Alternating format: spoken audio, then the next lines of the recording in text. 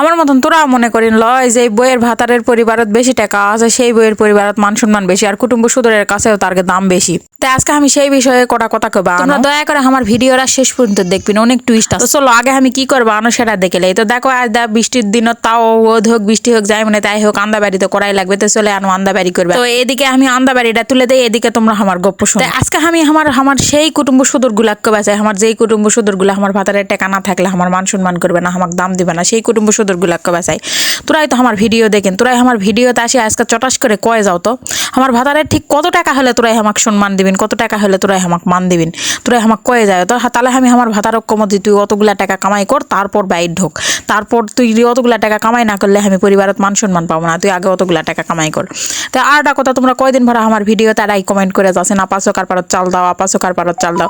তো তোমরা তো একটা জিনিস জানেন যে আমি সংসার করার পাশাপাশি কোম্পানির চাকরি করি, আমার ভাতার আমার কোম্পানির ম্যানেজার। তো আমার ভাতার আমাকে কয়দিন পর পর এটাকে টার্গেট দেয়। আমি যেহেতু আমার বিয়ার 10 বছরে 8 বছর ভরা আমি চোকাতে আন্দাবাড়ি করিনি, গাছত আন্দাবাড়ি করেছি, সেহেতু আমাকে টার্গেট দিছে এই 8 বছরে যতগুলা খড়ি জমা হয়েছে সেইগুলো সেতগুলা খড়ি আগে আমাকে পুরে শেষ করা লাগবে, তারপর আমাকে চোকার পারত চাল দিয়ে দিবে। দেখি আমি এই খড়ি পুরা টার্গেট কোন দিনে শেষ করা পারি, সেই দিন আমাকে চোকার পারত চাল দিয়ে দিবে, এর আগে চোকার পারত চাল দিয়ে দিবে না। কারণ আমাকে বিশ্বাস করে না যে কোন দিন আমি ঝটাস করে আবার চোকার পার ইনকা করে ফেলে থুয়ে চাল টাল দিয়ে আবার 4-5 হাজার টাকা খরচ করে ইনকাকে ফেলে থুই আবার যে গাছত যায় আন্দাবাড়ি করবা লাগবো, সেই বিশ্বাসটা ওর আমার উপর নাই। এই জন্য ওই আমাকে চোকার পাড়ার চাল দিয়ে দাও না। তো তোমরা যারা চোকার পাড়ার চাল দিয়া করে আমার মাথা খাচ্ছেন, আমার সেই বন্ধু ঘরক আমি কষি, আরে ভাই এই টার্গেটটা আমি পূরণ করা কোন দিনে পারবো, আর কোন দিন যে আমি চোকার পাড়ার চাল দিলে পারবো আমি জানি না।